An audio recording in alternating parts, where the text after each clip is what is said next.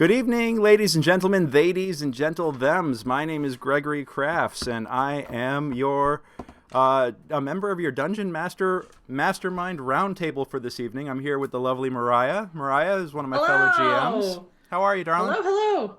I'm doing good. How are you doing? Doing great, doing great. This is kind of cool. This is our first Mastermind Roundtable. Yeah.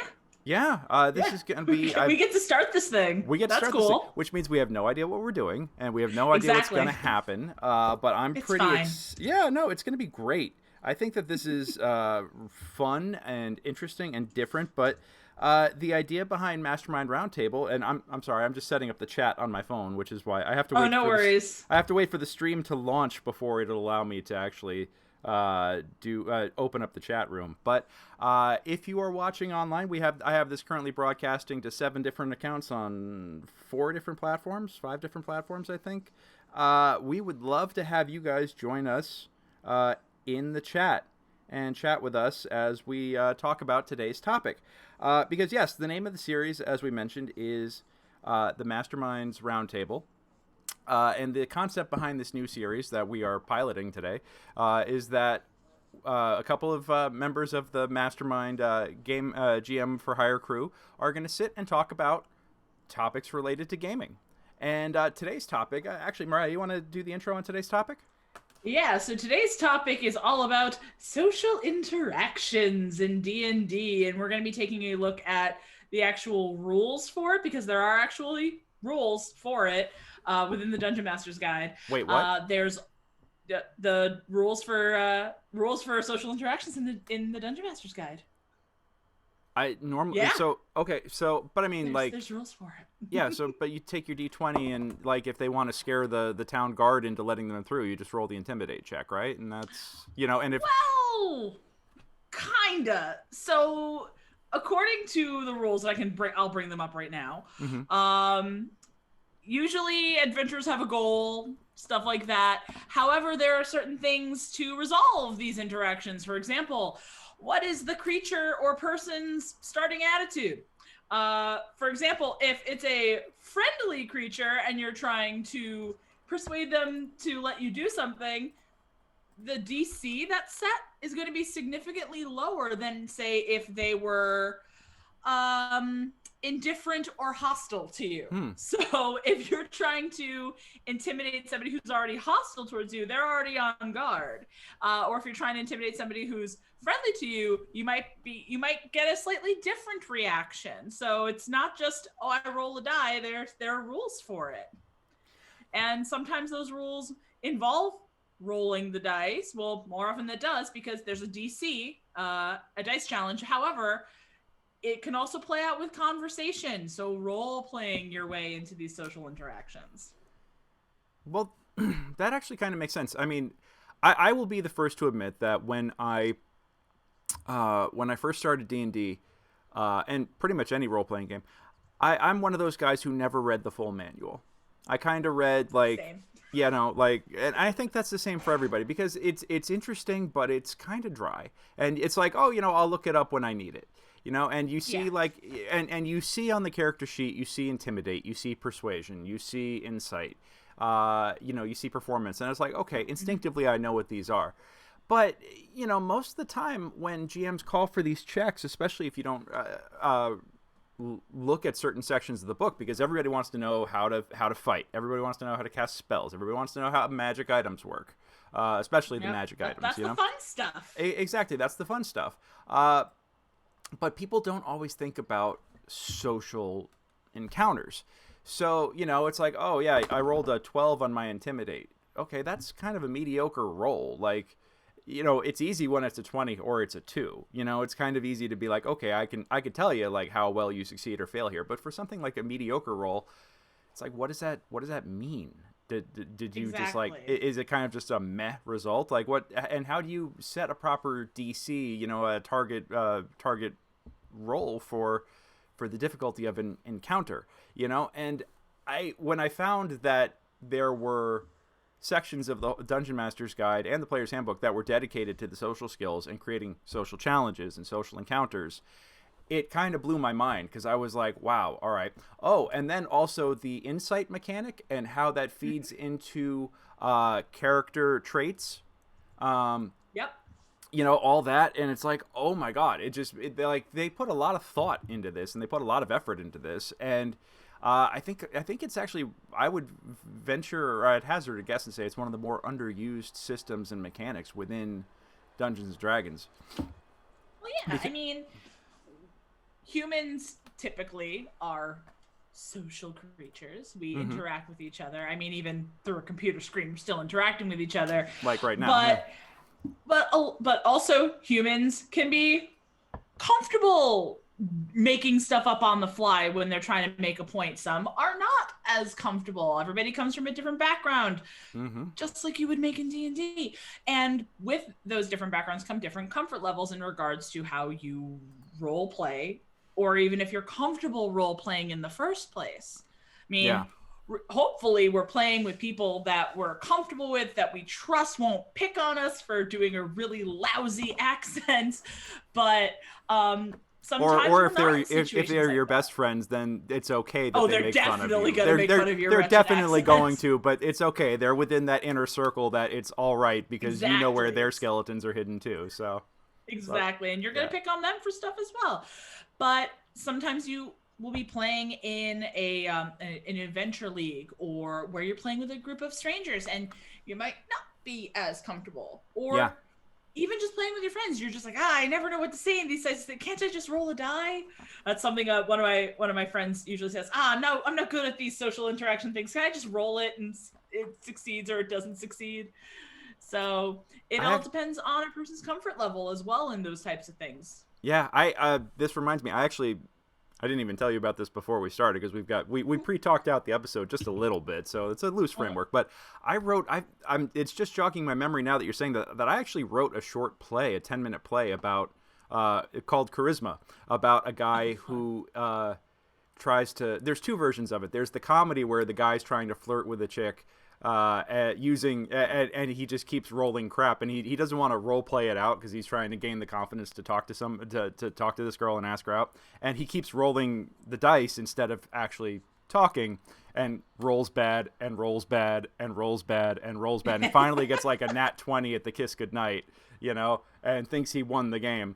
And so there's the comedy version, then there's the drama version where it's like, it's actually talking about self-worth and the tough part about trying to be comfortable enough in your skin to talk to people for real and all that. And he was using D&D as a form of therapy to try and break out of a shell. So, that was it's fascinating how, I think that kind of touches on how role-playing in general can help people gain confidence, learn how to express themselves, and things like that. But also, I like writing a lot of geek theater. So sorry, that's a complete non sequitur that had nothing to do with anything other than the fact that it was tangentially related. Well, you mentioned that using it as a form of therapy in a therapeutic sense. And that player who has said, I'm no good in social things, can't I just roll it? He's actually started it because I play with him in a game and I run a game that he plays in. And I've noticed he's started to do a lot more talking within character. And it's slowly happening because he's getting more comfortable being in that type of role. He's made a bard in my campaign, and I'm like, you're the talking guy. He was like, what have I done? Funny about that. Yeah. Yeah. I rolled a 17. Tell me how awesome I am. Well, and part of it is, it can also be in my experience doing D&D, I can talk a pretty good game. I have a background in improv theater and stage, and I'm a musician. I'm a music teacher, so I'm used to talking to people for a living and whatnot. So if I make a character who's good at doing the talking thing, I have read the social encounters rules in the DMG only recently, but it can be so disappointing to say this fantastic like bit about trying to convince the emperor or a guard to let you do something or go somewhere, and you personally felt like you did a good job, and then you roll a natural one. Yeah, that can be a little disheartening for folks. So I mean, is it like some people might think, oh well, is it worth it for me to role play if the dice is just gonna mess me up essentially? Yeah, no, that makes sense, and that can be frustrating. And I think that's the thing, is that it's incumbent upon us as dungeon masters to not sabotage the players, especially when they're doing well. So I think it's like you kind of have to stick to, okay, do we want to adjudicate everything via die rolls, or do we want to let you guys kind of freeform conversation it? And then only have die rolls for particular instances, but do it so you're not like, if somebody's role playing really well, it sucks that sometimes that they could give like that incredible speech for inspiration and then roll a 2. That's always brutal when it's like the dice are undercutting you. I mean, sometimes the dice come through and it's a big dramatic moment, like, oh my god, not only did I rock the speech, but the roll is like critical success, and you have these awesome moments. But it really sucks that sometimes you have this mechanic that, if implemented the wrong way, it can really undercut somebody's big moment, and you don't want to see that happen. And I think it's also important for dungeon masters to acknowledge who's at the table here. I'm just looking right now. We've got Paulie Knuckles here in the chat. Thank you for joining us. That's my player. That's my bard. Oh, that's your bard? That's my bard. Oh, hey, no. Paul. Well, calling me out. Yeah, Paulie calls you out because he said, I made a talking guy and now we're stuck in a jungle. So you talk to some snake ladies. You've been talking to some folks. So I think that's a hint. I think there's got to be a little bit more talk to them than stab them in the face first. So yeah. But thank you for joining us, Paulie. So glad to have you here with us today. So, and hey, if you're in the chat or if you're watching this, please drop a comment. Let us know who you are and where you're from, and please, yeah, just we'd love to have you say hello. So shout it out in the chat. Who's watching today? Yay! I'm happy someone I know is watching. Yeah. I gotta get better on the self-promotion on this stuff. This was like same. This last minute for me. I feel terrible, but I'm so glad that Kristen and all the other folks here at Mastermind are so good at putting that little video together and all that other stuff, getting the word out about this. So, we're so excited about this. This is a pilot program, so we're giving this a shot. I know that in 2 weeks I'm going to be back with Arthur, one of our other GMs for hire, and a couple of other GMs we're going to invite on, and we're going to be talking about how Wizards recently changed all the lore in the game and said that there are no more evil races, which I think is a awesome thing. So I think that I love that. It's storytelling opportunities abound. Seriously, it makes the drama so much more personal when you're not dealing with the monolith. That with monolithic races, it just adds so much gradients and intrigue and interpersonal relationships. It makes the campaigns much more personal. But that's a topic for 2 weeks from now. So I hope you will yes. join us back on, what day is that going to be? Oh no, that's another person I play with. Locan. Yeah. All right. All right. I think there's a story I have here. some context for this. Yeah, no, because that's good. Read the comment, because I don't have the feed on the screen here. I got to learn how to do that. Locanis, I have a feeling this is my buddy Robbie. I said, I feel any social interaction can be completed by casting Contagion. Prove me wrong. Fun story. So the game I play in on Tuesdays, my character accidentally gave her name away to the Fae. Oh no! Oh, that's a terrible idea. Yeah, so that's bad. It's some bad times. So they have your true name. That's like having you by the short hairs for the rest of your life. Well, it wasn't her full name. It was just like her little nickname that she'd been using like forever. Okay. So it wasn't her full name, but anyway, we get summoned to basically there we go. We basically get summoned to essentially get it back, because I rolled divine intervention, and it succeeded. And I was like, I want my name back. You got that 10%? I did. It was great. Dude. I think the whole party is here, Paul. Yeah. But we ended up in a party being run by some archfey named Sir Chill, and we all had to wear these masquerade masks that altered our clothes. And then he went, all right, we were all different animals. I was a unicorn, was my mask. And then he said, all right, last week I told you what the theme was, and now you have a battle to the death. Have fun. Lights go off. We all turn into the animals that we were selected, and we had to kill each other. Oh, okay. Wow, that escalated quickly. My character was like, I'm not killing my friends, and I have telepathy. I'm going to teleport over to this archfey to try to beat him up. Didn't work. My character got killed very quickly. Oh, no. But once everything got resolved, lights came back up. We were all fine. The roast carcasses of the animals that were there everywhere. Our druid, Carrion Wardson, who is a goblin, went over and cast Contagion on the Feylord because nobody plays with me. Oh no! Oh, that. So we had to deal with that. He got banished. I got banished. Yeah, it was a bad time. And then the party had to do a drinking game. Well, rather, the sorcerer talked the archfey into doing a drinking contest to get both of us back. Oh, wow. Mostly to get our druid back.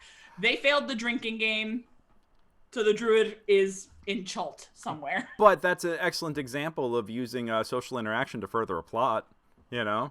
Challenging you're challenging to the bad guys to a drinking game. That's one way to do it.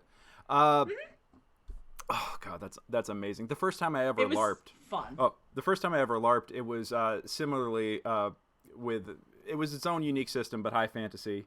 Plot, lol. It's everybody I play. It looks like it's everybody I play with on Tuesday, so that's great. Oh, that's awesome. That's awesome. Shout out to the Tuesday night crew. Thanks, guys. Yeah, the first time I ever LARPed, it was a one day event. I showed up not knowing what to expect, but I went to high school with a couple of guys whose family, like these three brothers, they created their own LARPing system, and they ran a game in Prince William Forest in Northern Virginia, and they'd get together like once a week, or once a month, once a week, for a long weekend once a month. But they did this one day event, and I was like, okay, this is how I'm going to dip my toe into it. And I remember because they kind of like were like, Greg, you got to come and play. And I'm like, I don't know. And he's like, no, you really got to do it. You're going to love it. And I'm like, okay. And then like they basically created a character for me in government class one afternoon. And they were just like filling out the sheet, and they were slipping it to me as class was going on. And they're like, all right, this is your dude. You know, we'll see you Saturday. I'm like, oh boy. So, you know, I go, and we had this scenario where the fairy kings, the fairy king and queen, blue and red, don't like each other very much. And the last time that they'd showed up, they played battle chess with the players.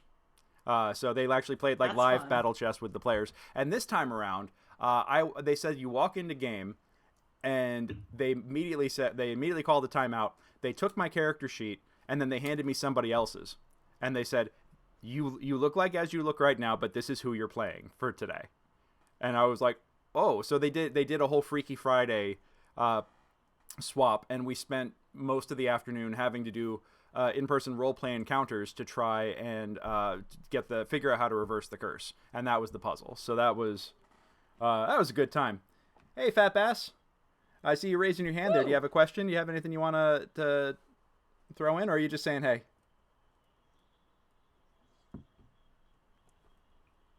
We shall soon find out. While we are awaiting, here's my question for you, because I also LARP. Do you find that folks who do well in a LARP situation where there are plenty of social interactions tend to shy away from social interactions in Dungeons and Dragons, or excel and seek those types of things out? You know, it's interesting. I've seen Hi, Fat Bass. Actors that. Sorry, I'm just giving a quick text hello. I I should not get distracted like this, but you know, it's fine. Gotta acknowledge the chat. So glad to have so many folks jumping in here. And guys, if you have anything you want to contribute to the chat, please, we will happily read your comments and integrate you into the conversation. I have it right here, so I'm frequently anytime it pops up, look. I apologize that I haven't figured out how to put the chat window in the stream yet, but that's the next step in what I'm learning how to integrate as I up my streaming game. So hopefully we can do that in future episodes. But in the meantime, we are happy. We've got one eye on the chat, and we'll be happy to integrate your comments and thoughts into all this. But you know, it's really funny.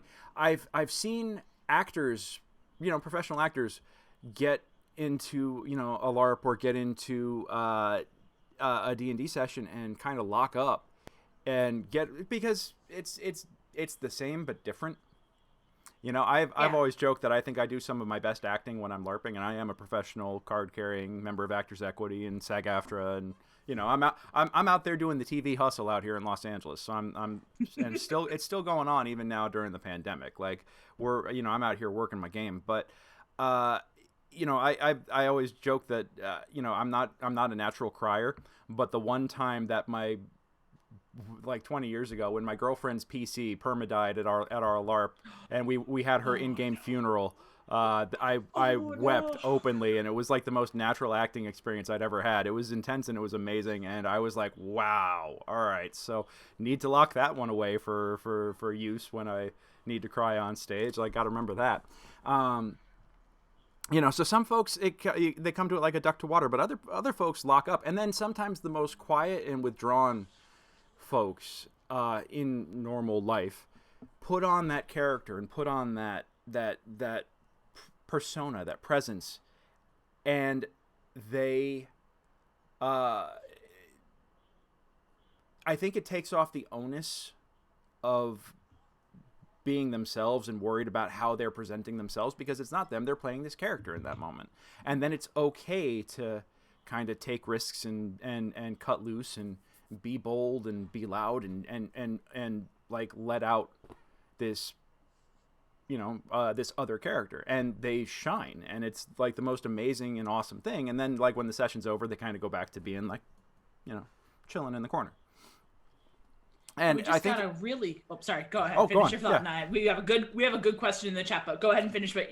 Oh yeah, no, I'm just saying that, you know, it's amazing how the social contract of a role playing game. People who maybe don't have much experience with role playing, it takes a while for them to get comfortable with it. But other folks look at that and then take that as the opportunity to be almost like an idealized version of self in a way, you know, like it gives them permission to be loud and take up space. And I love that. I think that that's great. And I've seen where folks who do it long enough find that confidence and bring it with them and carry it with them into the rest of their lives. And it makes them a, you know, bolder, more assertive, willing to take up a little bit of room and make sure their voice is heard. And I think that that's like one of the great things about this. So I'm a big fan of encouraging role play as opposed to relying on dice. But I think that there are a lot of great ways, like using the system here that is talked about. Everybody should read the DMG rules on social interactions, because it really, social interactions is really one of the 3 pillars of D&D. You know, I mean, you've got the dungeon crawling, you've got, but then you have this social aspect of being able to convince people to do things, or to be able to talk your way out of a situation, you know, especially if you've got a rogue or a bard or other face characters. I feel like that, you know, that understanding the mechanics of a good social interaction, you know, and the die rolls behind it and stuff like that would make things seem less railroady, less arbitrary, and give, like, reward good ideas, reward good role playing. But we can continue that in a moment. But yes, there is an excellent question in the chat here, and we should address it because I like this. Do you want to? Yeah, no, that's awesome. So the question is, and I think I know the person who asked this, but the chat name is Revens. Sorry, I'm messing it up. But how do you balance high emotion situations with players that have anxiety, as in big NPC is yelling at the players for something appropriate in game? So one Like, thing how dare you set fire to that orphanage? You're under arrest, you know? Like, yeah, yeah. potentially. One thing that I try to do, especially when I'm starting a campaign, starting a new game, stuff like that, if I'm running it, I make a solid effort to have a conversation with the players, whether it's individually or as a group or through a direct message. What are some things that make you uncomfortable? Because comfort level and the idea that this is supposed to be a safe place are very important to me. And that is something I actually learned from LARPing. It's all about consent, and it's all about making sure people are feeling safe. So one thing I have tried to do is have those conversations to be like, okay, well, what are some things that will make you very uncomfortable? So I personally can avoid those things, but also so we can make it known to other players, hey, that gives me icky feelings. I don't like that. Obviously there are going to be times where there are consequences, just like we mentioned before. There are consequences to your actions, whether they are positive or negative. A positive consequence might be, okay, well, you successfully flirted with the barmaid and she wants to see you after work. And if that, you don't have to go into grave detail, but like if the person is specifically uncomfortable with, you leaning in and flirting with them in character, then, I just don't do it. Yeah. Same thing with yelling. I don't like yelling in particular. I feel like I can get a point across without yelling. And that's where descriptive language can come into play. Like the head of the town guard calls you in, a furrowed brow on his face as he commands that you sit down, and then you begin talking. And the PCs know that he's mad. Even if I'm not yelling, it's implied that he's going to ream them out. Yeah, and I also think that here's the other thing. Just as a stage actor, you have the most power as a performer when you're quiet and still. Because at that point there's kind of like a gravity well of attention that focuses on you when you are the center of the room and you are quiet and still, because then it's like that's when people tend to get dangerous. Like when I'm a loud person by nature. I'm 6'5", so I'm like I take up a lot of space, and I'm a loud person. I totally acknowledge that. My buddy Brett is about 6 foot, but he's even louder than I am. But he's and we call him loudmouth. I'm 5'10". I'm a loud lady. Yeah. So yeah, you know what's up. But the and by the way, Kristen is in the chat now, and I wanna bring it. Hi, Kristen. Thank you so much for joining us today, and I want to talk about what she's bringing up because this is totally legit. But just to get back to this real quick, characters who yell on stage are literally throwing away their power. They actually tend to be the weakest because they take all of that power and they put it out there and they eject it all over the place, and then they're kind of rendered, limp, for lack of a better term, like powerless and not. They don't have any strength left. So and that is a character choice, and sometimes that is like appropriate for a plot or appropriate for a character to kind of have this manic explosion and give away all of their power if that's what is the scene requires, but especially if you're talking about an authority figure or somebody reaming you out, I think it's much more effective if they're quieter. And it's not even so much like, sometimes depending on the situation, it can be like, I'm not angry, I'm just disappointed in you. Which, ooh, God, that always stings, like right in the mom and dad genes, like, oh, damn. Or right in the heart guts. Yeah, right in the especially if that's a character that they're connected with and they really respect. But I think that the most dangerous characters are always the quiet ones, because they're the ones who are obviously holding back something. And typically it's, I did a casting director workshop a couple of months ago, back before pre-quarantine. I did it down at the SAG-AFTRA Foundation, and this casting director brought in sides for everybody, and the sides that I had were for the head of the Irish mob in Boston. And I always try to, as a playwright myself, I always try to honor the stage directions. And the stage direction said that this guy was being loud and screaming and pounding the table and you know, like having a meltdown, threatening this dude who just crossed him. And it was basically like you mother, I'm gonna, you know, you better have eyes in the back of your head because that's where I'm gonna put two, and like all this other stuff, like all these great mafia threats. And I learned the scene, and I came in and I pounded the table and I made this big thing and this whole big scene. And the first thing the casting director said was, "Yeah, you literally threw all of your power away in the second your voice went to a yell." You know, and nobody, and I looked around and they're like, "Was anybody scared of him?" And they're like, not really. It's like, "Oh, okay." So he's like, "Here's what you do. Ignore the stage directions. Do it just still and quiet." And did the scene again. Gave me another take. Really nice of him. Didn't have to do that.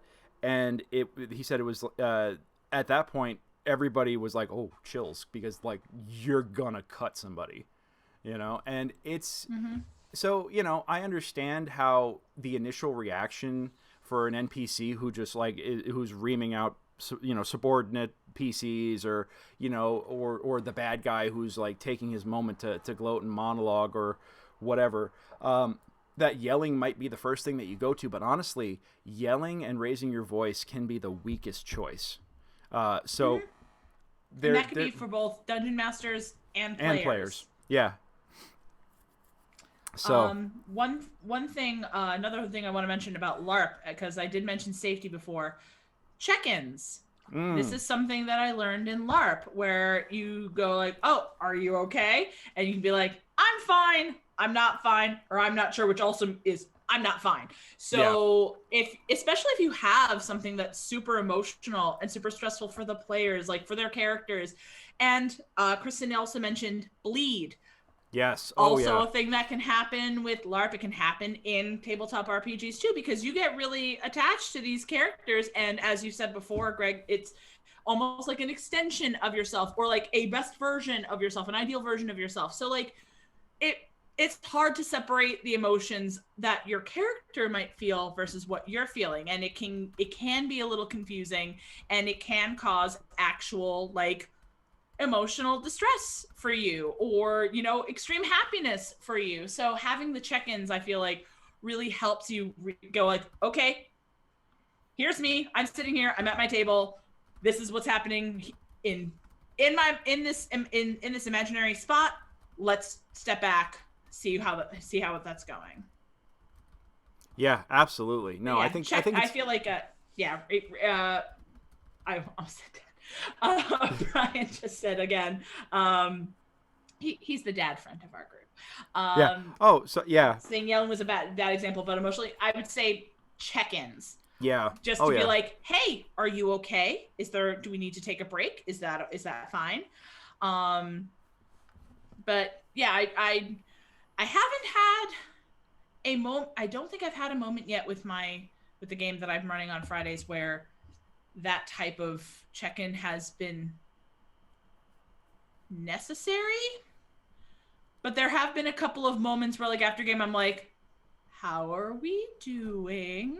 Is everyone okay?" Yeah. So, but yeah, just because it's important for me that my players feel like they can have fun safely, play with each other safely, play with me safely, and that they're not going to be put in a situation where they feel icky, where they feel uncomfortable, because that's the last thing I want them to feel. Yeah. And, you know, and it's really important that if you're going to be doing a story like that, or that could veer into that territory, that everybody goes in eyes open, you know, because it affects people. You know, the thing is that when you're playing these characters, it is your real emotions and your real feelings, and you really, when you're in it, you're really affected by what's going on. And we are in it for the buzz. We are in it for the sensation of the thrilling heroics and the tragic losses and everything else. But at the same time, like, people get really attached to these characters and they're really feeling everything. And trauma is real, and trauma can happen by accident. Like, you know, like it's important that we take care of each other emotionally. Now, the funny thing is that when I was boffer LARPing, it was 20 years ago, basically. And this was not anything in the scene. This was not anything that we ever really talked about back then. This wasn't anything that really came up. And I know that there were lots of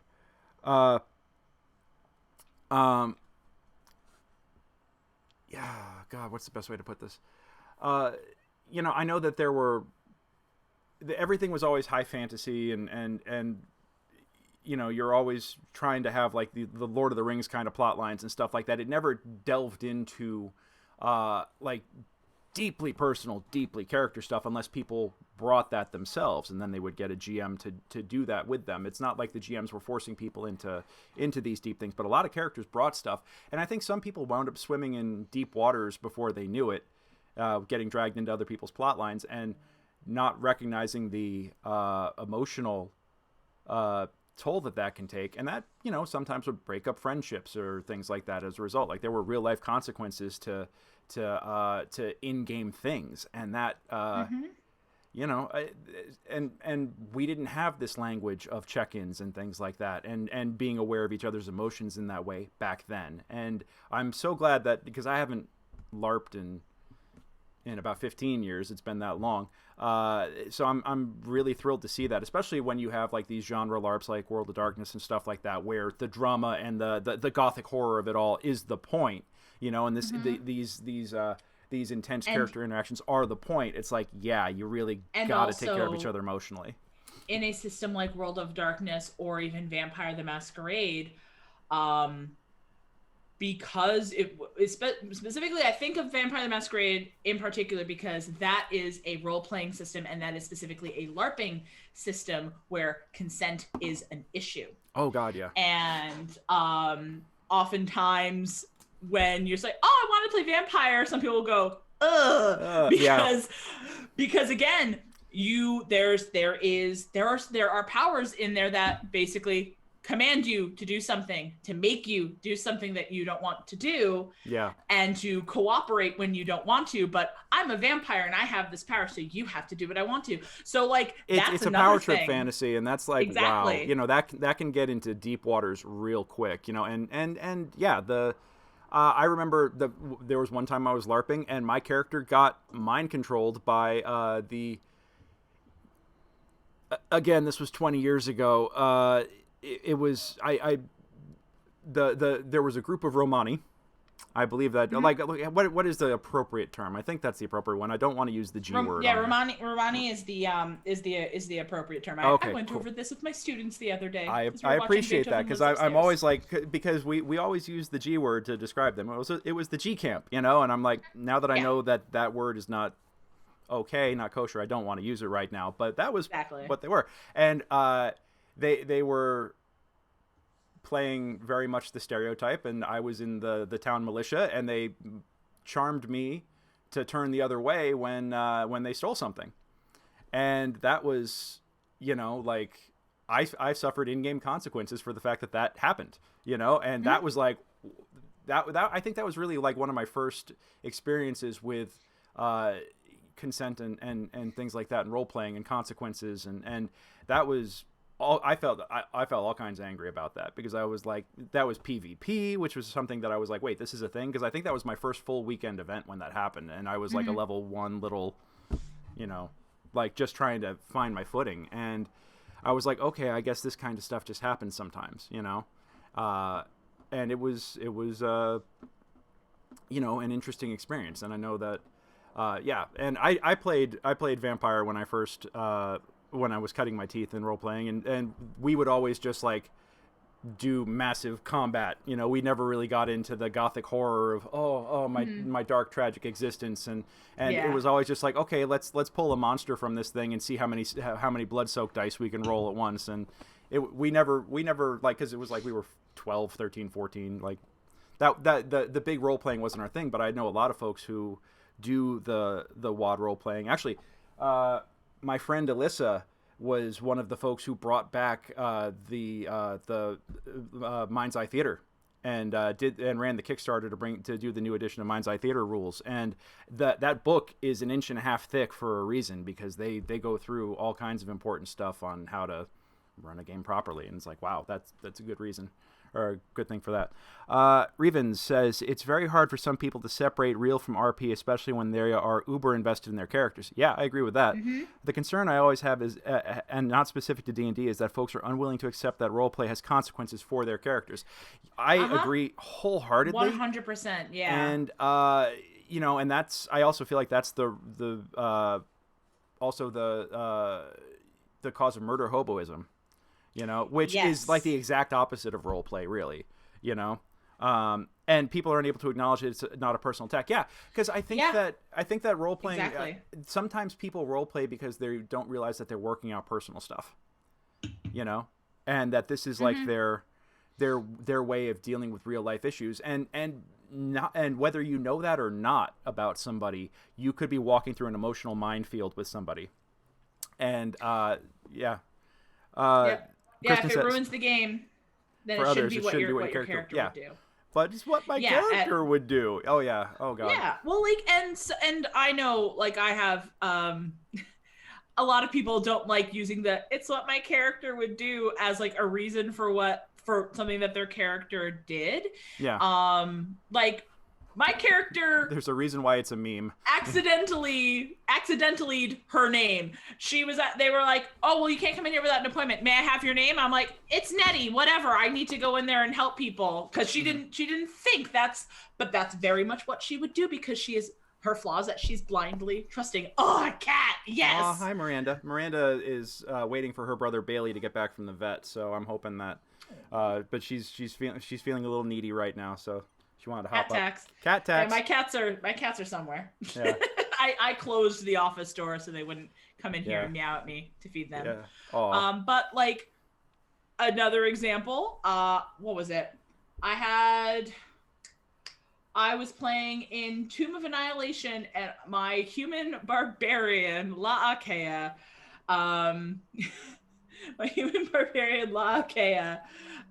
we encountered a white with who was writing stuff down, had all these hands running around, and I successfully got a hand to give me a high five. And my character instantly became very attached to this hand because, whoa, his name's Rudy, he gave me a high five, this is great.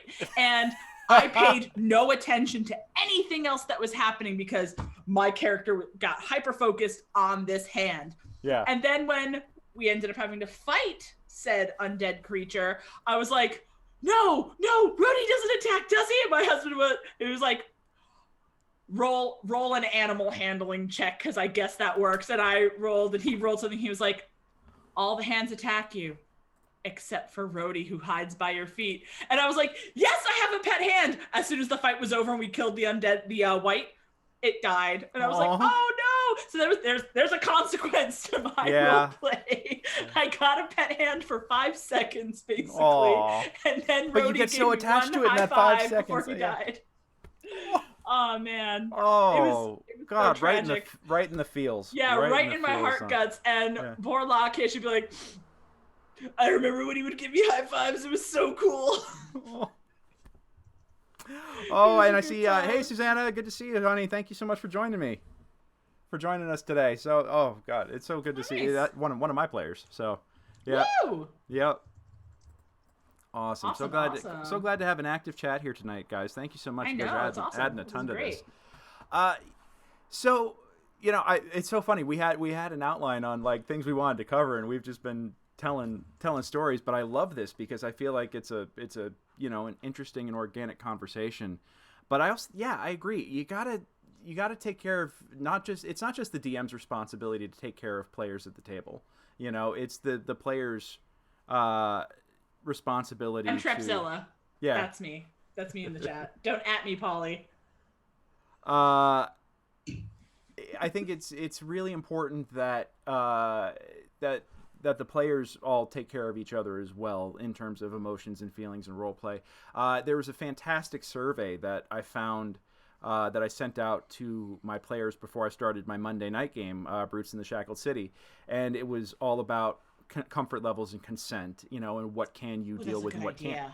because you know, I want to know in advance if I have a character right now who is I mean, this is no spoilers here. This is actually all already known in the game. There's an NPC who is collaborating with the bad guys under duress because they've kidnapped his nephew, and his nephew is being held hostage. No. Yeah, and at one point they were like, oh, the players were like, oh, they kidnapped your nephew, right? Like, where's the evidence? And he held up a little something wrapped in cloth, and I was like, there's yeah. And the thing is that I knew in advance that I was like, I know how far I can push this, you know, before people really start getting freaked out. But it was good to know that, okay, like, if I go too far with this part of the story, people are going to get upset, you know, knowing what upsets people in advance, you know. And I love that these surveys cover everything from sex to drugs to you know, player versus player combat, how to handle inter-party conflict, and, you know, also, like, but it goes into the deep end, but it also covers, like, how comfortable you're talking in funny voices, you know. And exactly, it gives you a broad survey of how to handle things. And as a DM, it's great because now I know where the pressure points. Oh, thank you so much, Kristen, for the shout out. I really appreciate that. I'm so glad everybody's enjoying that. We had a lot of people in the chat this past week, and that made for a really, really active and fun session, because I always let the chat award inspiration to my players when they feel like they're doing well. So lots of bonuses on rolls Monday night. So the more folks we can have, the better. But as a DM, it not only helps me to know where the no-fly zones are with my players, because I want to make sure that I want to screw with their characters. I don't want to screw with the players. Exactly. You know, there is that distinction, and there's that separation.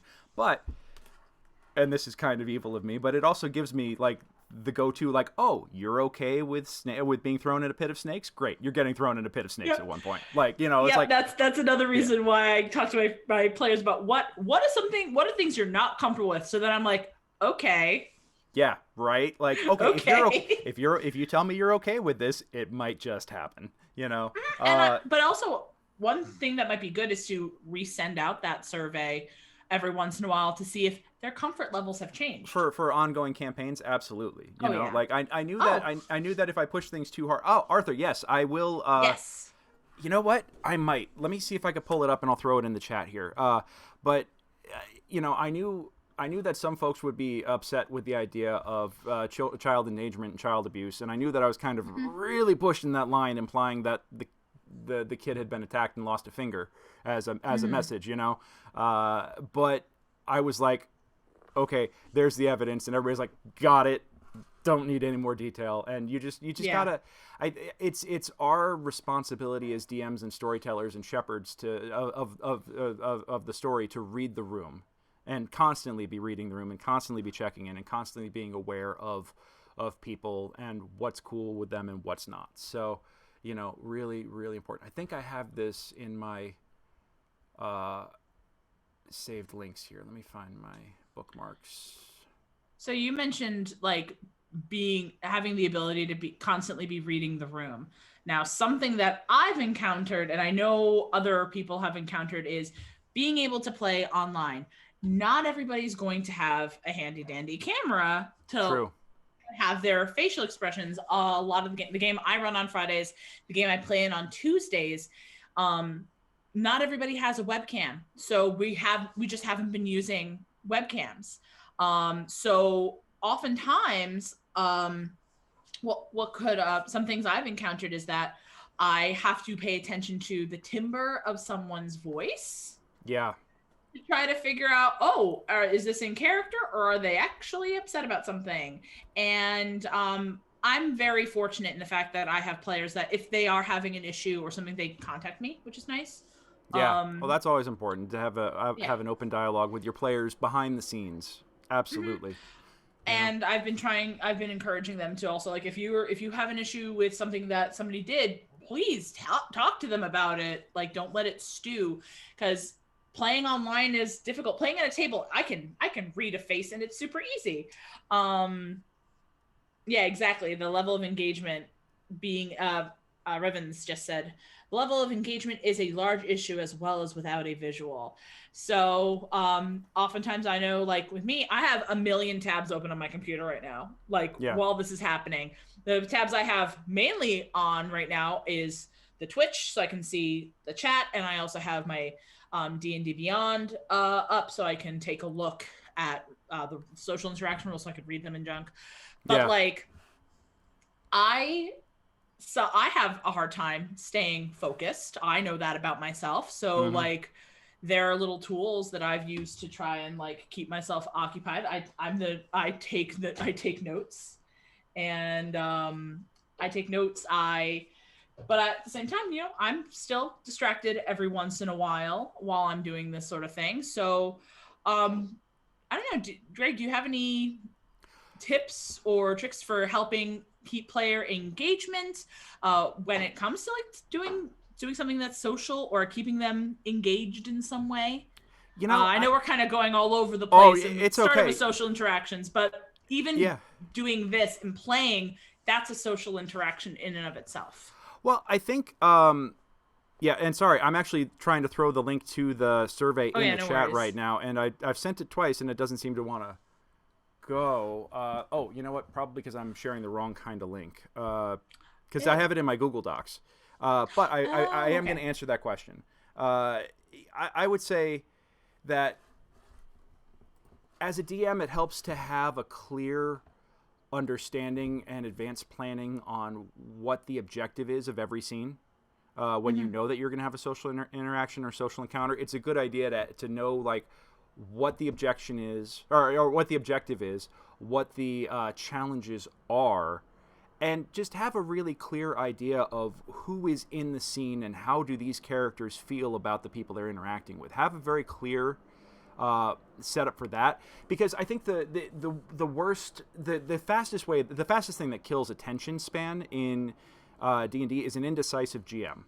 You know, having a GM that isn't sure of doesn't have a crystal clear image of what's going on in their heads. You know, we are the ones who are conveying the scene, and if we're not clear on what we're getting across here and what everybody's objectives are and what they feel and how the interactions change things, I think the more locked in we are, the more locked in we are with into the scene, the more locked in our players will be. So I think that's step one, is making sure that the GMs are right there with everything. Yeah. Yeah. I'm gonna make this work. I'm gonna Okay. make this work. I promise. Let me. I'd say Yeah. if you want to, like, because we have the chat on Zoom. If you want to, I can try to plop it in. Yeah. Let me. Oh, you want to know why? Because I'm looking at the administrator side. Let me see if I can actually get the. Oh, Oh, there you what? go. You know what? Let me send via link. Shorten URL. Copy. And my phone is networked, so it should just paste right in. Thank you so much for joining us, Polly. Really, really appreciate having you on here tonight. Thanks, buddy. Oh, there we go. So that's a link to the form. And if you actually Google digital RPG consent checklist, it's not posting. I'm not seeing it pop up in the chat here. You know, let me throw it in the Zoom chat to you here, Mariah, and let me see if that Oh yeah, sure. helps out. That was a little pre-show chatter right there, but here we go. All right, And see. I will, you know what? I'll send it to Kristen as well. I think I have it actually linked in the company There you go. too. But yeah, there you go. Oh, I see something coming through. It just comes through with 3 dots. That's weird. Oh, it's censored. That's weird. That is weird. I guess that's a security thing in certain platforms. They don't want links going out. It stops people in the chat room from spamming stuff, I guess. Well, you know what? How about this? I'm going to post a link to it on my social media, and I'll put up like a graphic or something on my Twitter and on my Facebook so people can check this out. I think it's an important resource, but it is the again, the name of it is the Digital RPG Consent Checklist, and we will. I have one saved in my Google Drive, but it is available. It's linked off of Google Drive. and you can save your own copy of it, but the original is publicly available. So if you just Google it, it'll come up. But where was I? We were talking about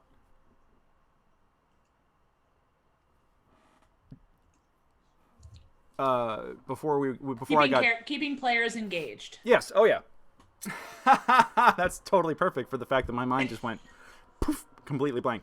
Yeah, I think the easiest way to keep your players engaged, honestly, is you be engaged. You set the tone. If you as the GM are distracted, if you as the GM aren't sure of what the circumstances are, then your players aren't going to be sure of it, because you're the one conveying the story. You're the one setting the scene. So if I had I have social interactions in my games that I have, very clear ideas of ahead of time.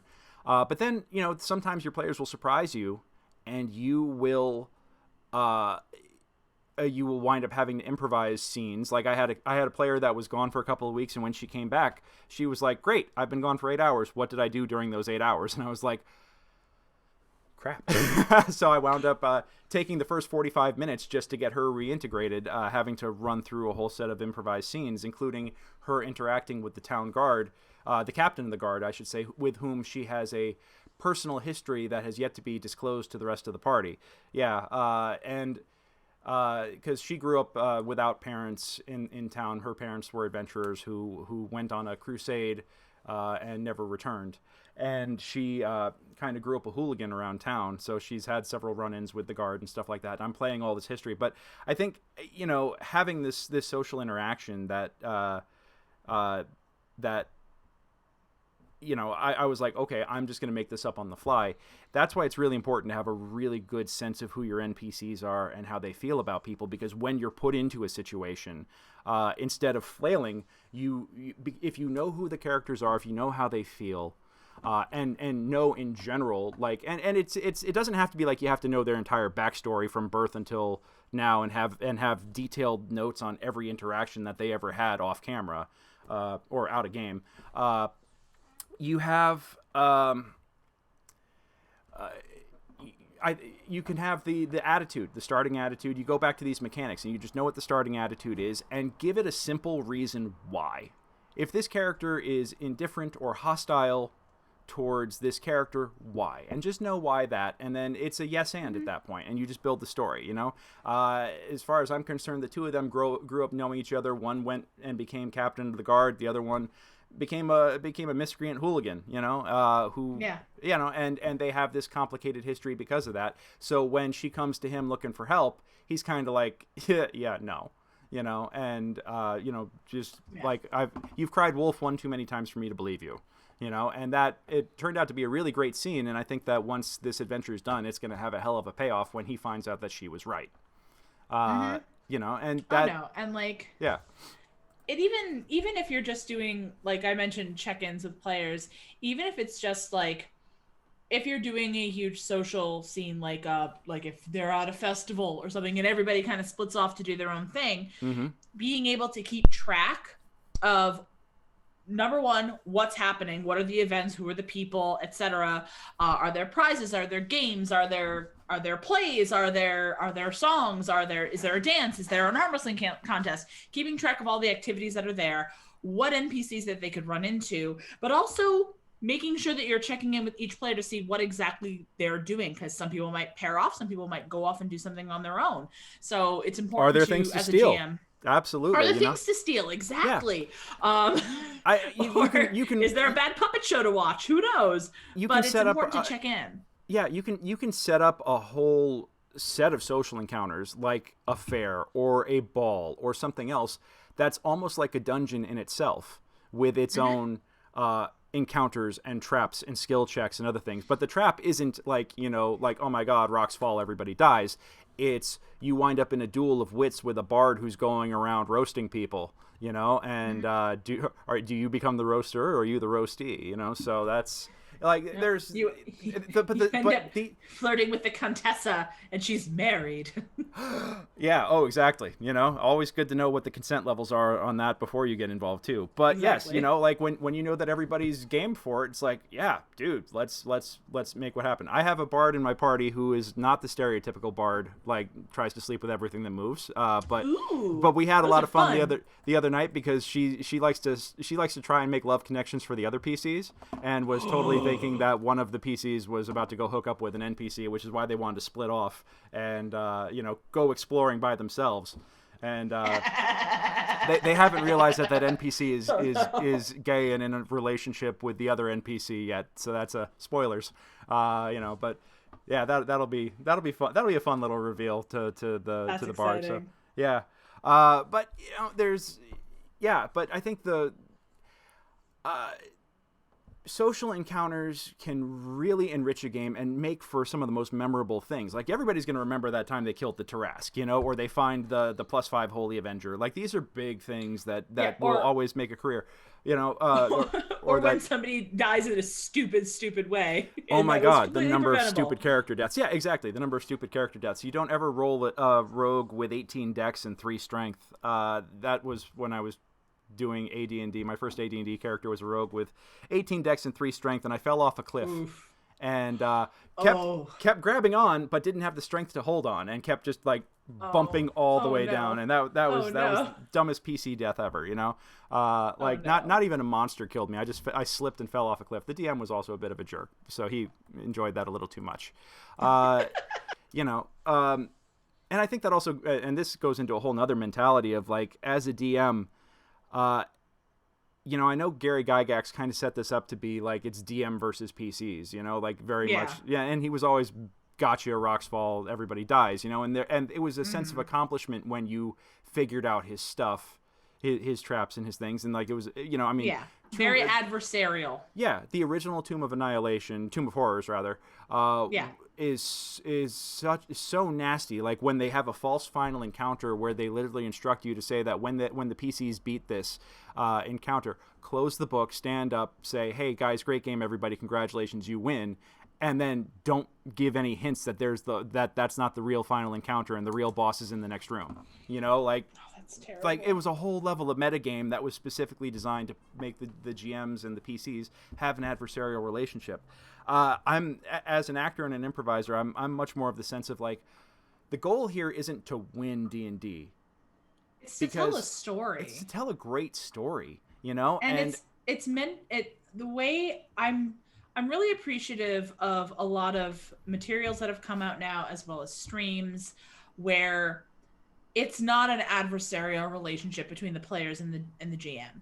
yeah, I love seeing collaborative storytelling, and you're 100% right, Brian. It is all about the journey, yep, and it's about making those interpersonal connections with your party members and with NPCs that you like, and whether those interpersonal connections lead to like friendships or really bad choices at a tavern, or you marry an NPC or another player, yeah, or an NPC like tragically dies because of like a mistake you made like forever ago that you didn't think was gonna mean anything. Like and those types of things consequences really come back are to what bite you in the ass. Yeah, you know, exactly. And some consequences are positive, some of them mhm, are negative. absolutely. Oh, Kristen just asked another question.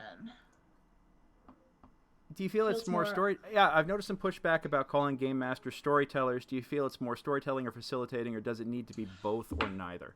That is an excellent That is a question. very good question. I think there's a lot of personal style, and I think it goes with. Oh, thank you, Susie. Thank you so much for joining us. I hope drive safe and hope your car's okay. Uh, and really appreciate you joining us today. So thank you. Uh, Thank you. I think I mean I'm of the mind that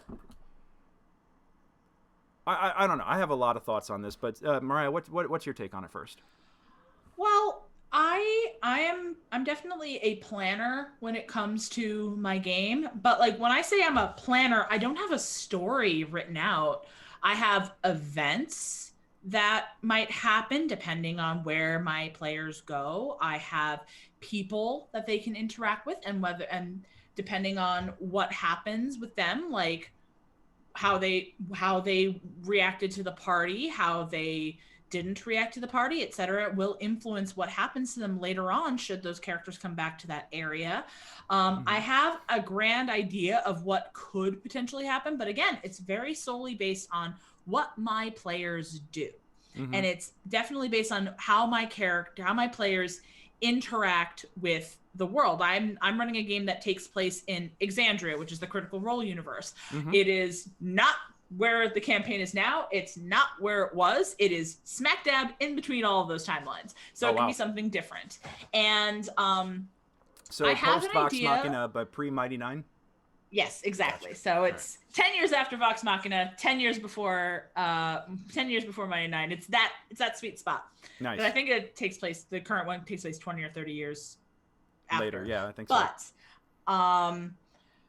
I have ideas for things that can be interconnected, but up to my players need to try to figure out what those connections are. They have some idea of things that are happening in the world. I don't want to give away too much because I know a bunch of them are on right now, so I don't want to give anything away for what I have planned. Spoiler alert. Exactly. Hashtag spoiler alert. But it all depends. I don't want it to be, this is my story. They just happen to be characters in it. This is how it's going to inevitably go. Yeah. Doesn't matter what their choices were. This is my story. This is what's happening. They're not railroading. You might as well write a book at that point. Yeah. Exactly. And what's the point of doing that? So I want to tell a story with my players rather than tell it to them. Yes. Because if that was what they wanted, I would just write them a book. And I like being able to have a story that is organically changing and shifting and growing with those players, because as the dungeon master, I get to play all these different people and all these horrible bad guys and all these interesting creatures and describe these cool landscapes. And I get to do that for my players, and then I get to see how they interact with it and see how they can impact it and how they can change it.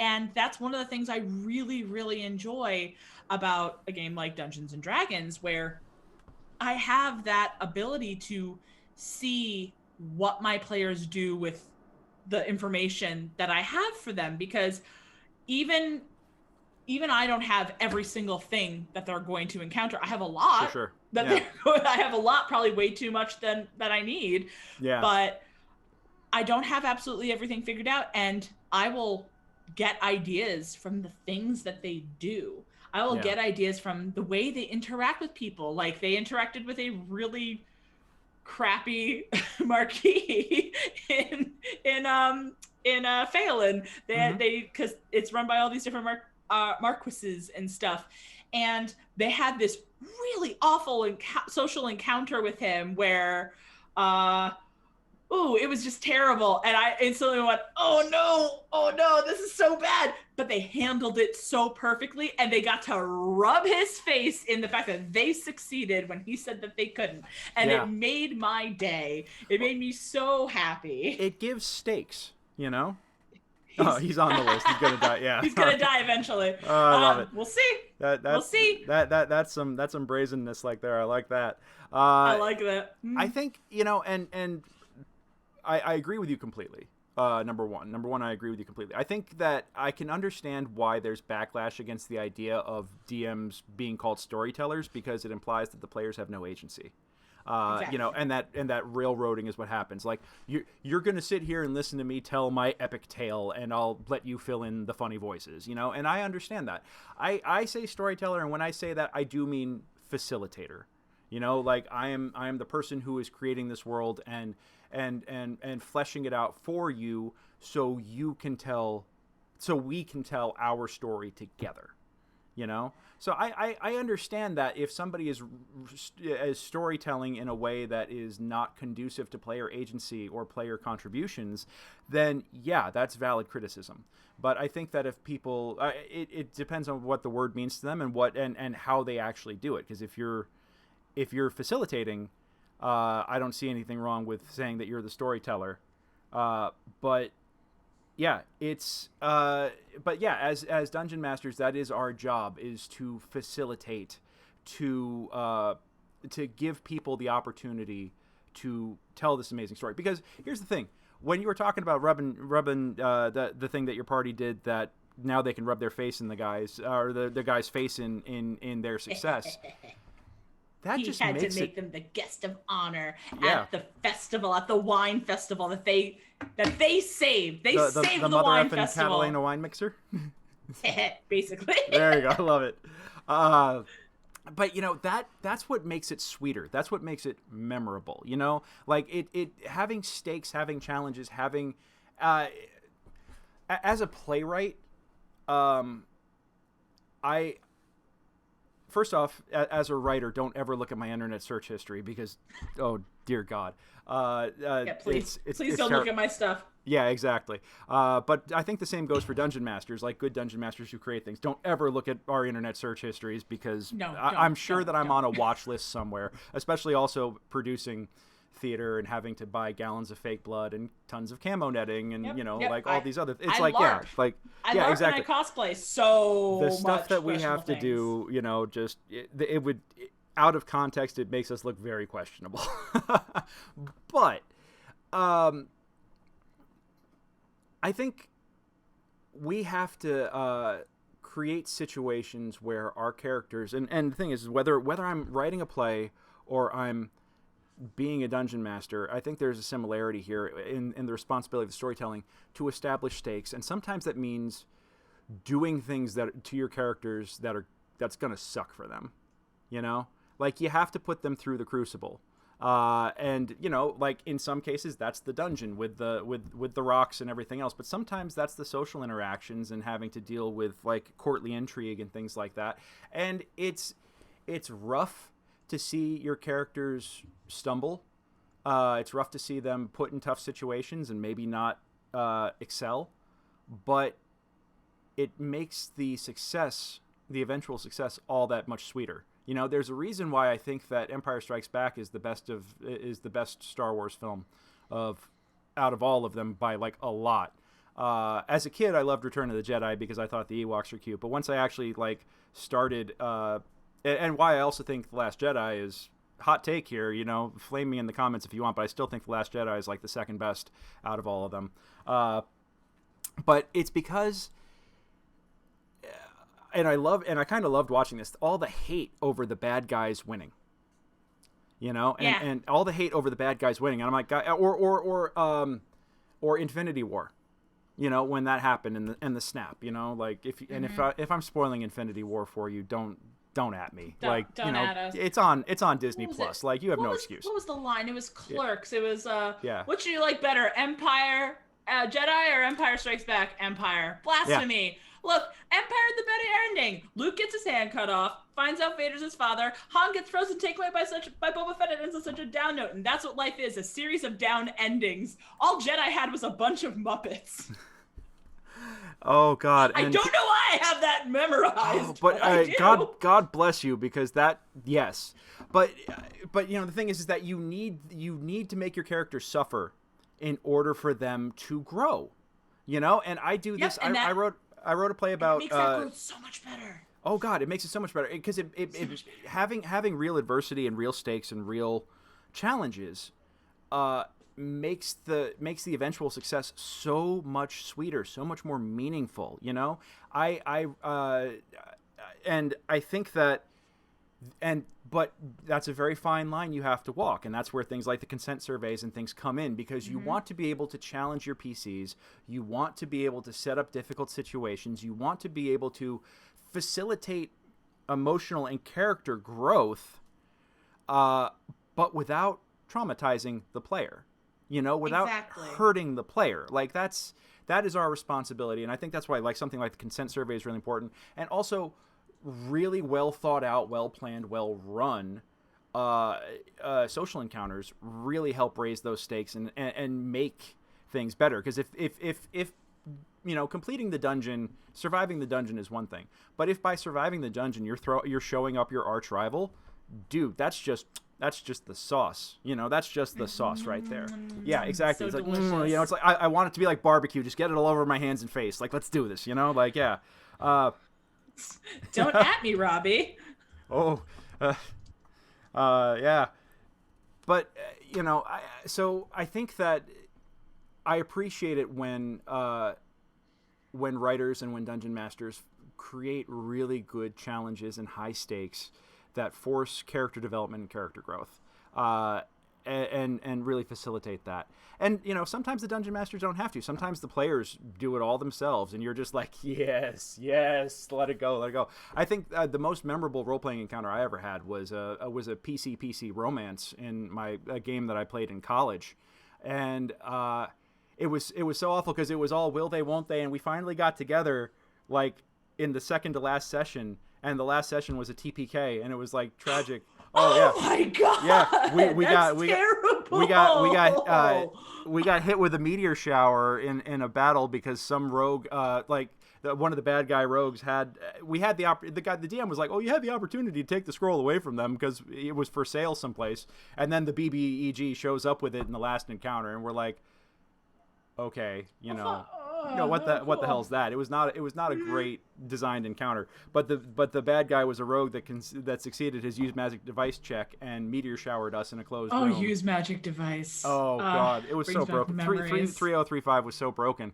But we had this PC romance that had been going from like a serious rivalry in the beginning to grudging mutual respect to creeping closer and closer together to finally having like that first kiss. All in game because we were both with other people at the time. Yes. Yeah. So there was no LARPing of that. No. Oh God, yeah. Talk about bleed. Yeah. Right. Seriously. Jesus. And Viv, the player, still remains a good friend to this day. And actually her husband Blake likes to watch Brutes in the Shackled City on Monday nights because he's DM'd the campaign before, and he and I have commiserated quite a lot.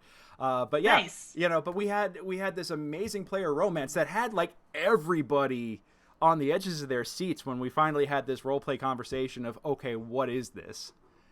And it was so good. It was so amazing, so juicy. And and then we all died tragically the next session, and it was brutal. And then she emailed me after the game was over, and she's like, "Okay, so Quinn and Mira got lucky before that. We had one night of passion before every." And I was okay, they got the one. Cool. We got that. All right, that's good. That was like all off camera, but she was like, "Okay, that'll be." Played. Hey, Rubio. Yeah. Oh, actually, my friend Steve here, who's in the Facebook chat, was in that campaign with me.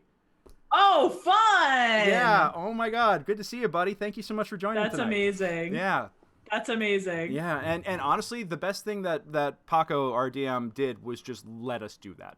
That was his thing. Was he was just like, okay, everybody's engaged. This is really great drama. Everybody's bringing it. Everybody's like invested in this.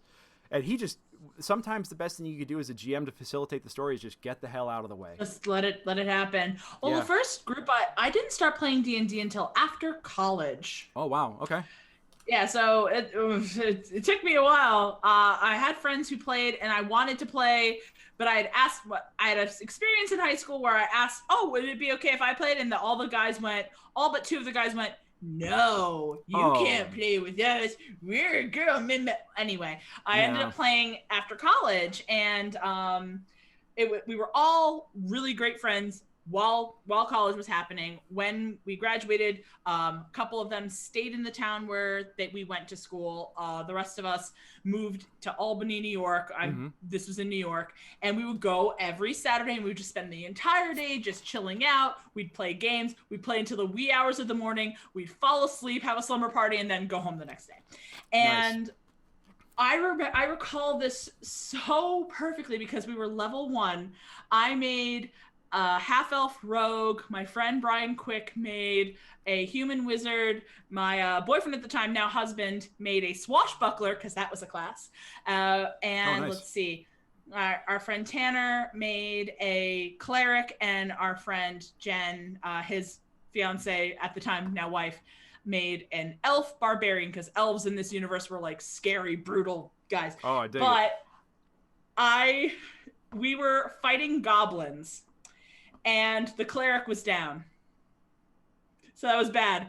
The barbarian was trying to just do a medicine check to just stabilize him. Oh, medicine The swashbuckler went off to try to find some hostages. I had 1 hit point left. Our wizard, my friend Brian, had no spells left. He had a crossbow, just shot the last bolt, and there was 1 goblin inching closer to us. And like my character's sitting there injured, like, oh God, I'm going to die. And the wizard just turns around and goes, "For the record, I think you're pretty." And she's like, "What?" And he beat the goblin to death with a crossbow because he rolled a natural 20 on this attack. It was the most epic thing that the wizard went to shoot his shot right before killing a goblin. It worked. My character was like, "What?" It was great. It was so amazing. That. And I love telling that story. That's because I remember that story. Yeah. It was incredibly memorable. And it was just our characters just interacting with each other. Yeah, and you wouldn't have that if you had a storytelling DM that was just railroading people, Exactly. Sometimes when I'm up late at night, because I'm a night owl by nature, like sometimes Kristen will message me at 8 a.m. East Coast time, and I will be responding in real time on Teams because I'm still awake, because that's just how I roll. But sometimes I will sit and listen to the RPG cringe stories on Reddit, because people will post them to YouTube, and yeah, those games are not fun. That's the first thing I always realize about them, is that those games are not fun at all. And, so as a GM, it's our job to facilitate a good story with the players, and it is a collaborative effort. Everybody's got to have room to do their thing. I felt I had a moment where this past Monday, and sometimes I get into the dramatics and everything. I had this moment where one of my characters was like, "Okay, I'm going to go into the room and do this." I'm like, "Awesome!"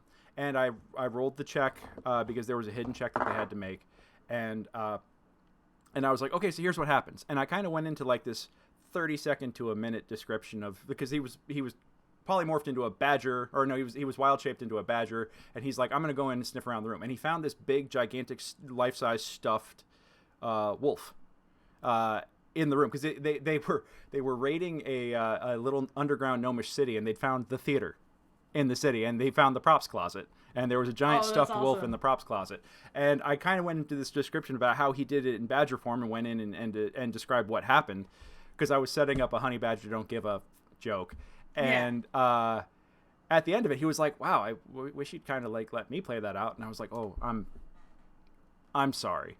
Like sometimes I, got a little carried away there. It's like, I got to remember that, the player agency is important, making sure that they're the ones feeling they're contributing, and not somebody else's, that I'm not making choices for them, So I think that, so it's a fine balance.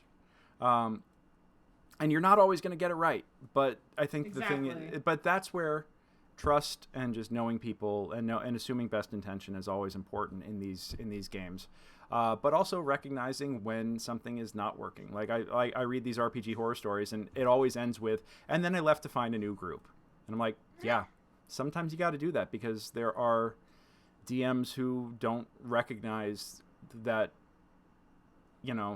that this is a collaborative game, and that these games are meant to be collaborative and meant to be a shared experience. And honestly, ultimately, I think if we want to circle it all the way back to the original topic here of social encounters, if you have a table that's role playing really well, you could run social encounters all day long and never drop a die. I think these rules here are here to help facilitate specific things for folks who may not be comfortable playing a character and assuming a role and donning the mantle of this character, where they're not going to connect with it more than just stats on a sheet, which is perfectly fine. That is a perfectly valid way to play these games. I don't ever want to criticize somebody. I mean, I've been an actor for 30 years, so I'm like, yes, I want to come up with a voice, and I want to come up with a like a body position and all these other things, but that's not for everybody. So the idea that they have things like this whole system, the whole social interaction system in the DMG, is to help make sure that social encounters can be resolved in a way that makes sense for folks who aren't comfortable role playing. But there's other ways there are other ways that you can use these too. Like you had this awesome thing that you mentioned, and we're already half an hour over time, but I do want to just touch on a couple of points real quick, because this has been a fantastic time and I'm loving every second of this. But I do know this has been awesome. We should wrap it up at one point. But you mentioned this, and I thought this was a fantastic idea of, very much from like the yes and of improv. Rolling, a lot of people will be like, a lot of DMs, and I've done this too, be like, okay, what do you say? Awesome. All right. Yeah. And somebody can give this incredibly great speech or whatever, and it's like, okay, great, roll the dice. And then the dice let them down terribly, and it ruins a dramatic moment. What you'd mentioned was rolling the check first, and then using the check to determine, to influence how you play it. Like, it kind of gives you like the, okay, you rolled a 2, so you're background. Yeah, it's like, okay, so you rolled a 2. So try to convince them, but really screw it up, and that to me is like a lot of fun.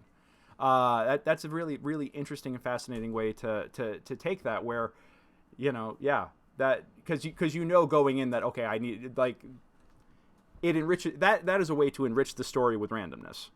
And not everybody's going to be comfortable doing that, and that was something that I forget where I did that, but I think it was when I first started playing D&D, and I made a bard, and I was like, I just want her to be here. She's here for a good time, not a long time. She was that kind of bard. But I was still getting used to, okay, well, I'm literally making this up as I go. I rolled the die, and I was like, okay, that's good.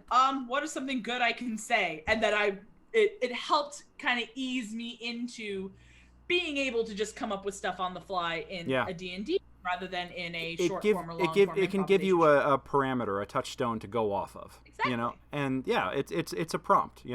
It's like one of these, like, explain your favorite movie but badly, or something like that, where exactly. it just gives you like the, okay, now that I have that parameter set, now I know, like, the pressure is off, because you don't have that indecision lockup, Exactly. Yeah. Yeah. I also think that there are plenty of resources out here that I have found, and we didn't get through any of them. I know. But I will post a bunch of these links. We had a plan. But notes. This was fantastic. Like, I've really enjoyed talking about all this stuff. This was a blast. Yeah. But there's lots of resources out there. If you Google D&D social encounters, you will find all kinds of good stuff. Like, there's an article on D&D Duet. There's a social interaction chart that I found linked off of Reddit that's on Google Drive. So this is just like the DM's guide, all broken down into one chart, because it all goes with their attitudes, the NPC attitudes, and you could start with hostile, indifferent, friendly, and what the DCs of the checks would be and what they will do for you. And I think that just having a handy visual having a handy visual reference right here is just a great quick way to be able to run this stuff. But then you could also grab stuff from other game systems. This is an article from Bell of Lost Souls, by the way, which is also a fantastic D&D blog, but they're just ideas on how to level up your social encounters. But one of the coolest things was playing in the Stargate playtest that we had last week. Yeah, they have that. They have a whole system for social encounters and a social initiative role called Moxie. That's your social skill based, like your best social skill, whether it's intelligence, wisdom, or charisma. It's a D20 system game, and that Moxie was like, okay, we had a whole encounter where we had to convince a town to be like, okay, you guys need to get out you guys all need to leave for 24 hours so we can confront the raiders that are coming and threatening you guys. And we had to have this town meeting where we convinced everybody. It was a social skill challenge, and we actually rolled Moxie Initiative to determine who talked in what order. And I thought that was a fantastic way to do things, because just arbitrarily saying, okay, initiative's decided by dexterity. Like, if it's social encounters, how does dexterity help? So having it be based on your charisma or your wisdom, that I thought was a really awesome way to do it. And it's just social encounter initiative. Yeah. So the Moxie was great, and then that's really neat. Yeah, and then they had determination points that you could wager that if you lost if you were really and it came in handy because we had a point where one of the guys blew their social check during that skill challenge of this town hall. They blew their social check, and I was like, oh wait, you could use a determination point. You can wager a determination point. I think everybody got one, and you could wager it to get a reroll. And if you failed again, then you lost the determination point. If you succeeded on the new roll, you actually got to keep it and reuse it. So and the playback for that game, by the way, is on Twitch here on the Twitch channel, and I'm gonna get in there at one point very soon and clip some highlights from it because we had a great time. I'll probably clip the whole town hall scene because it was a fantastic set of social interactions, talking exactly what we're talking about. And they talk like this article right here on Tribality talks about running it kind of like combat. And that's a quick, organized way to make it simpler, and give it order and give ways for reactions. And thank you so much. People are saying great chemistry in that game between the players and the GM. Yeah, Rob ran an outstanding game, and I will also say that we forced him into that town hall scene. That was not written in the module at all. We completely improvised that, and he ran it for us on the fly, and it was so smooth. When my players make me do things that are in a module. I'm like, oh, okay. I love it. Yeah, no, we took him completely off script, and we never knew it. That's always the best. We knew that we were running a playtest module from like Gen Con or something like that. That's what he was playing for us. We had no idea that we had completely taken a left turn and that he was just making it up on the fly for us. But he did a fantastic job running that and had a clear grasp of the social rules. And as a result, we got a bunch of advantages during the final battle because we did so well in that, and that the rolls that we made during that encounter set a whole bunch of other things in motion, because we rolled well. So yeah, I'd recommend checking that out. Checking out that stream. I'm gonna grab the video and upload it to my YouTube channel too, so I know that we'll get it on the Mastermind YouTube channel. And like I said, I'm gonna clip some highlights that people can check out. But yeah, I thought that was a really fun way to show how social interactions in a game can really enrich the story. And that's really cool. And I think I'm gonna steal that for my games. If they're doing something social, have them roll a charisma check as their initiative modifier. Yeah, I think that's a smart idea. Yep, and that's a good idea. I like that. Yeah, and I think it was just D20 plus your best mental stat. That's cool. Yeah. Okay. Cool. Yeah, I thought I was fascinated by it, and I thought that was just an awesome way to go about doing things because it gave a sense of organization and order, and it made sure that everybody got their moment. I'm writing that down. Yeah. I'm writing it down in my Exandria book. Ooh, there you go. So my players, I'm writing this down. Yeah. Awesome. Well, like I said, we've been going for 35 minutes longer than we were gonna. I could talk all night about this, and Mariah, I love chatting with you, and thank you, everybody. I know, this is so much fun. Yeah. Yes, it does keep charisma from being the dump stat. Although it's funny you mentioned that, Revens, because I... Oh, it's Ravens. Ravens, pardon me. He said he mentioned it's Ravens. Yeah. I have so many charisma-based characters, even when I'm doing pre-gens for people, that strength tends to be the dump stat, and they're all rapier wielders. But, yeah, no, it really does actually give use and meaning, and it's a great framework within which to use the social skills effectively. And even playing a character whose dump stat is charisma, like my character on Tuesdays, I specifically did that because I wanted to play a socially awkward character. So I did that on purpose, even though clerics are supposed to be good at charisma. So yeah. Having charisma being the dump stat, it can be to a benefit. Absolutely. Well, and that's the thing is that these, even if you have a negative modifier, it's just character building in the sense of like, it's one of those yes and parameters. Like, okay, I'm a socially awkward character. Yeah, it's I look at it as flavor and seasoning. You know, not like, Yeah. oh, my character is gimped. It's like, no, you're fine. Yeah, exactly. Exactly. Yeah. So, awesome. All right. Well, I think, Yay! yeah. Mariah, thank you so much for taking the time with me tonight. Yeah, no, thank you. This has been so much fun. I really enjoyed chatting with you.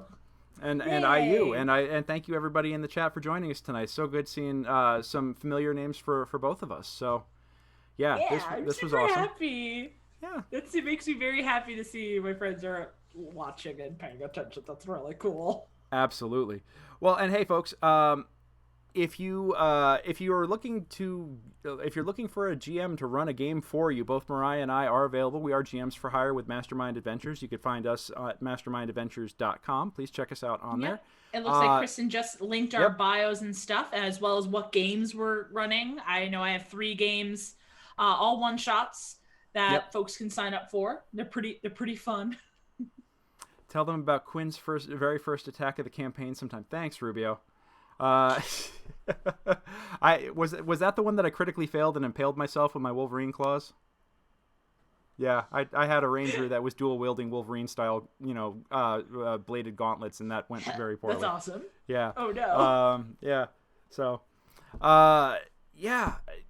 And please join us again in 2 weeks. I'm going to be on here with Arthur, one of our other GMs, and we're going to invite a couple of other GMs to join us to have an even bigger discussion about the concept of no more evil races in D&D and no more inherently evil races and what that means in terms me so of. Happy. I'm definitely tuning into that one. Yeah, I think that, and yeah, please join us in the chat because I think that's going to be a really interesting and robust discussion.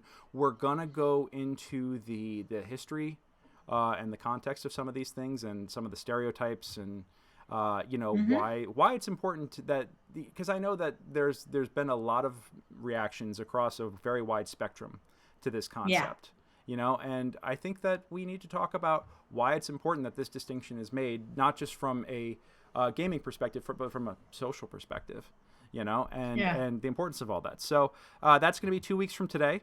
And yeah, we will, and please join me Monday nights on my stream with Brutes in the Shackle City, running at 7 p.m. Pacific. So a little late for the East Coasters, but you can always catch the recap, the replays here on Twitch or on YouTube, or we post the highlights and clips around like all over the place. So, yeah, thank you again for joining us, Mariah. Thank you. Thank you. This has been awesome. Do you have any? You said that you're going to be streaming soon on Fridays. It depends on the consent of my players. Got it. So I asked them if everybody's down with it, then yeah, it would be every other Friday at 7 Pacific, Eastern Standard Time. Sorry, not Pacific. Awesome. I was like, oh wow, you're keeping my hours now. No, I'm not. No, I mean I am, but I can't sleep. It's fine. Yeah. Awesome. Alrighty, y'all. All right. Well, thank you again, and roll them 20s. Yay! Yeah. Bye. Bye.